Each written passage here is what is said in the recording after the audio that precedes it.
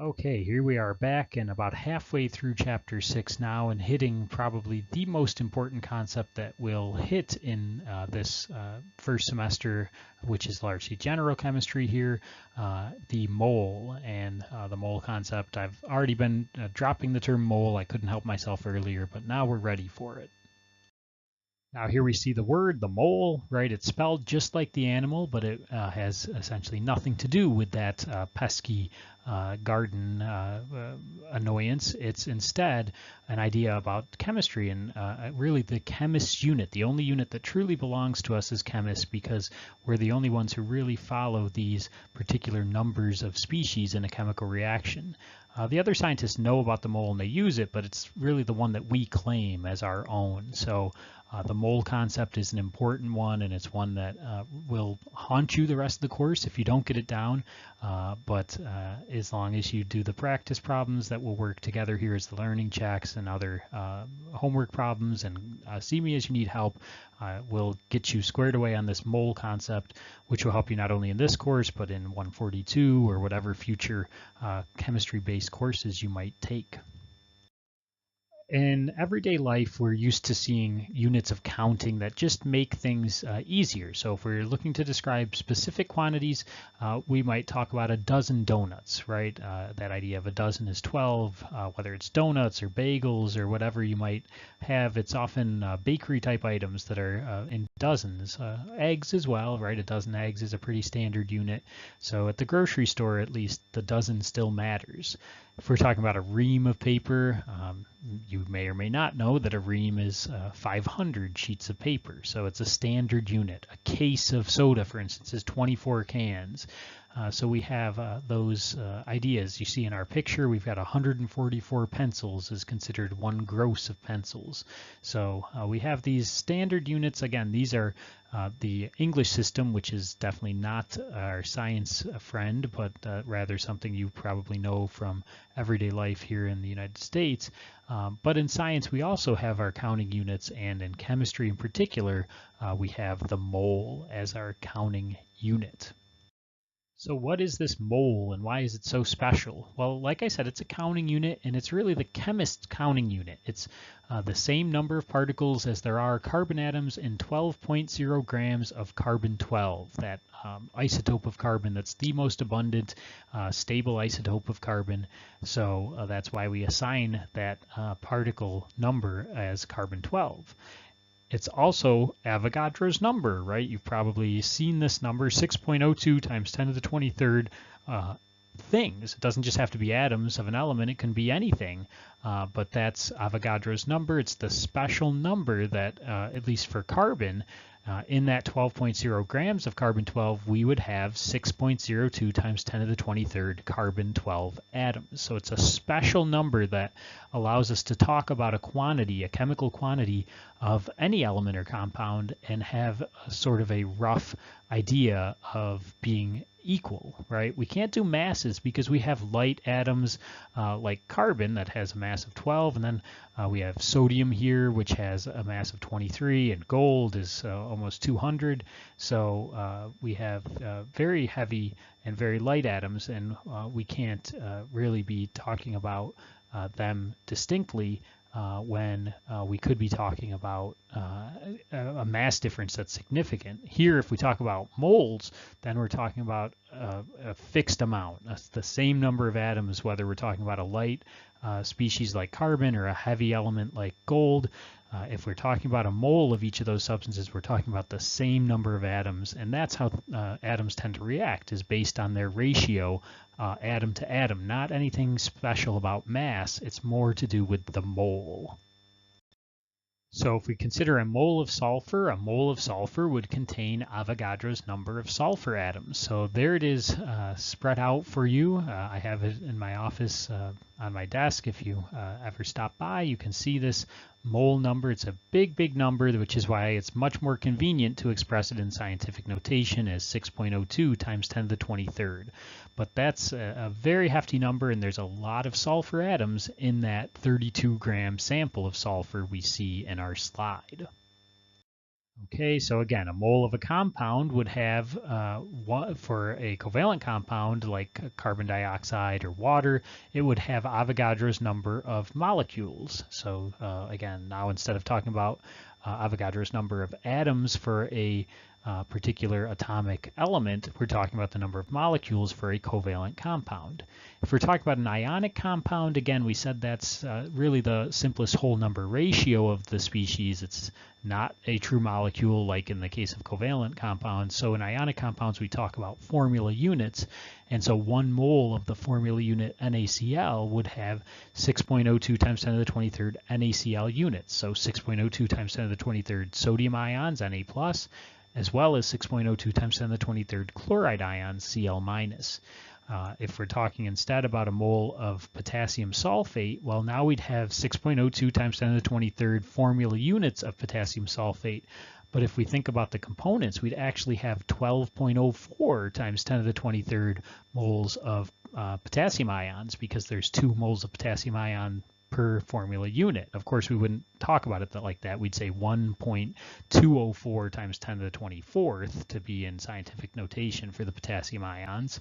But the sulfate ion, a polyatomic ion that stays together, there's just 1 in the formula unit, and therefore there'd just be the 6.02 times 10 to the 23rd sulfate ions in that mole of potassium sulfate.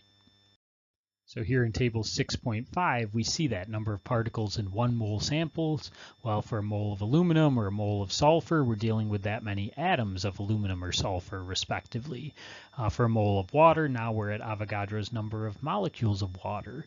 Likewise, for a mole of vitamin C, we're at that number of molecules of vitamin C. And finally, as we just said, when we're talking about an ionic substance like sodium chloride, we'd have 6.02 times 10 to the 23rd formula units of the sodium chloride, or whatever the formula is for that ionic compound. One of the most powerful applications of Avogadro's number is using it as a conversion factor. So it's an equality. 1 mole equals 6.02 times 10 to the 23rd particles. So we can treat that as a conversion factor in either way. We can either have the 6.02 times 10 to the 23rd particles on top divided by 1 mole, or we could represent the fraction as its inverse, 1 mole over 6.02 times 10 to the 23rd particles.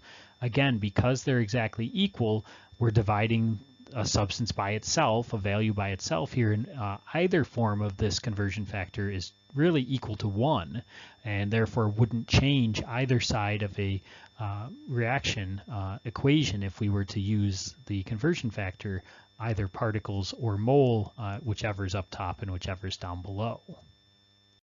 So we tend to follow a pretty uniform guide here. Our text is great at these guides, and so if we're looking to calculate the atoms or molecules of a substance, it's typically a 4-step process. So we state the given and needed quantities like we have in the first step of so many of these different guides. The second step here involves writing a plan to convert moles to atoms or molecules, depending on which way we're going. The third step involves using Avogadro's number to write those conversion factors. Again, either the 6.02 times 10 to the 23rd up top and the 1 mole down below, or the inverse of that. And then finally, in our last step, we set up the problem to calculate the number of particles, if that's what we're looking for, whether the particles happen to be molecules of a substance or atoms or formula units or whatever the particular question asks. All right, let's work together on the following question. How many copper atoms are in 0.50 mole of copper? So step 1, state the given and needed quantities. Analyze that problem to find that we're given 0.50 mole of copper. We need the atoms of copper. In step 2, we'll write our plan to convert moles to atoms or molecules. In this case, we're going to go from moles of copper to atoms of copper using Avogadro's number as a conversion factor. Moving on to step 3 here, now we're just selecting which form of Avogadro's number we need. So we know the relationship 1 mole of copper equals 6.02 times 10 to the 23rd copper atoms, but do we need the copper atoms up top and the mole in the denominator, or do we want the inverse with mole in the numerator and copper atoms in the denominator? Well, if we expect to be able to cancel out moles of copper, then we're going to need the 6.02 times 10 to the 23rd copper atoms in the numerator, mole of copper in the denominator. We're able to cancel that with the moles of copper that we start with, the 0.50 mole of copper. And when we multiply through, we end up with 3.0 times 10 to the 23rd copper atoms, right? We had just two significant figures in the 0.50 moles of copper to start, so we end up with just two significant figures in our final value. Hopefully that went well. We'll see how well it went as we follow up here with the learning check. Okay, so our learning check question is, how many moles of CO2 are in 2.50 times 10 to the 24 molecules of CO2? So I've asked it a different way, right? You're starting here with the molecules and looking now for the moles, so that's going to change the plan a bit, and hopefully you'll be able to respond to that change correctly. Please go ahead and pause the video now and try it on your own, and then start it back up, and we'll work it together and see how things work out. All right, so if we're following those steps that we worked together on that example involving the copper metal, now we're applying it here to first state the given and needed quantities and analyze that problem to see that we're given 2.50 times 10 to the 24 molecules of CO2, and we need to know the moles of CO2 in that amount. Step 2 involves writing a plan to convert moles to atoms or molecules. Actually, this time we're converting from molecules of CO2 into moles of CO2 by use of Avogadro's number. In our third step, we're going to use Avogadro's number to write the conversion factors, so we know that 1 mole of CO2 equals 6.02 times 10 to the 23rd CO2 molecules. Do we need to have the molecules on top and the mole in the denominator, or do we want it the other way around? Well, keeping in mind that we start with molecules of CO2, we're probably going to need molecules of CO2 in the denominator in order for those to cancel. And there we have it, the 2.50 times 10 to the 24 molecules of CO2 multiplied by the 1 mole of CO2 divided by 6.02 times 10 to the 23rd molecules of CO2 gives us 4.15 moles of CO2, right? We had 3 sig figs to start. We're considering the 6.02 to be infinitely significant, so we wouldn't allow that to change our sig figs, but because we started with 2.50 times 10 to the 24 molecules of CO2, we end up with 4.15 sig figs again, because it's only multiplication and division rules here for our moles of CO2 at the end. Obviously, since we have more than a mole is 6.02 times 10 to the 23rd, and we have 2.5 times 10 to the 24th, a logical check would suggest we need more than 1 mole of CO2, and indeed we have it. We have just over 4 moles of CO2. Hopefully this went well. If you're still struggling, you're lost completely, or you're just not quite getting the steps down, please try some additional problems involving conversions. And if you're still having difficulties, please don't hesitate to reach out to me for help. Up until this lecture, we've been mainly thinking about individual atoms and molecules, and that's good to be thinking in those terms, but it's not very practical when we realize how small these atoms and molecules are. We're dealing with large numbers of atoms and molecules in anything that we're manipulating at the macro scale. So if we think about the aspirin molecules in a tablet of aspirin, it's a very large number. But if we think just about the formula for aspirin, C9H8O4, if we had 1 mole of those aspirin molecules, we'd actually have 9 moles of carbon, we'd have 8 moles of hydrogen, and we'd have 4 moles of oxygen, because each molecule of aspirin contains those elements in those ratios. So we can even use the conversion factor of moles and atoms. We could figure out exactly how many atoms of carbon we had, for instance, in a mole of the aspirin molecule, because we just multiply 9 times Avogadro's number. So it's good that you're starting to think about things in these terms. It's nice to be able to consider reactions happening at the single atom level, but obviously things that we tend to do at the lab scale involve many atoms and molecules in order to get something that's visible at our scale. Just like in our example with aspirin on the previous slide, the subscripts in a formula give the relationship of atoms in the formula and the moles of each element if we were to take 1 mole of the compound. So we can talk about atoms reacting in molecules. We can talk about moles of atoms reacting in something that we can measure in the macro scale. So if we think about glucose, a single molecule of glucose would have 6 atoms of carbon, 12 atoms of hydrogen, and 6 atoms of oxygen. If we had a mole of glucose molecules, we would have 6 moles of carbon atoms. We'd have 12 moles of hydrogen atoms. We'd have 6 moles of oxygen atoms. So it really just depends on if you're trying to think about a process in terms of single molecules and atoms, or if you're thinking about a large number of these atoms, molecules, ions in terms of processes happening every day at the lab scale. Based on that relationship between the subscripts indicating the number of moles or atoms of a given element in a compound, we could also think about using those subscripts for conversion factors to relate moles of each element in the 1 mole of the compound. If we go back to our aspirin example, for instance, we could have the conversion factor of 9 moles of carbon per 1 mole of aspirin. Or 8 moles of hydrogen per 1 mole of aspirin molecules, or 4 moles of oxygen per 1 mole of aspirin molecules, and vice versa. We could have the moles of the aspirin molecule up top, and then in the denominator we could have the moles of carbon or hydrogen or oxygen, as you see here. A conversion factor can be inverted like that according to the needs of the particular problem at hand. So very similar to calculating atoms when we have the number of atoms or moles that we've worked so far. Our guide to calculating moles, first we start with the given and needed quantities, as we usually do. Second, we'll write our plan to convert the moles of a compound to moles of an element within that compound. Third, we'll write those inequalities and conversion factors, making use of those subscripts, which indicate the number of moles of each type of element in that compound. And finally, we'll set up the problem correctly to calculate the moles of the element or the moles of the compound, depending on how the question is structured. So let's consider this question. How many moles of carbon are present in 2.3 moles of C5H10O2 propyl acetate, the compound that provides the odor and taste of pears? So our first step is to state the given and needed quantities. So we analyze this problem to find that we are given 2.3 moles of propyl acetate, and we need to know the moles of carbon present in that sample.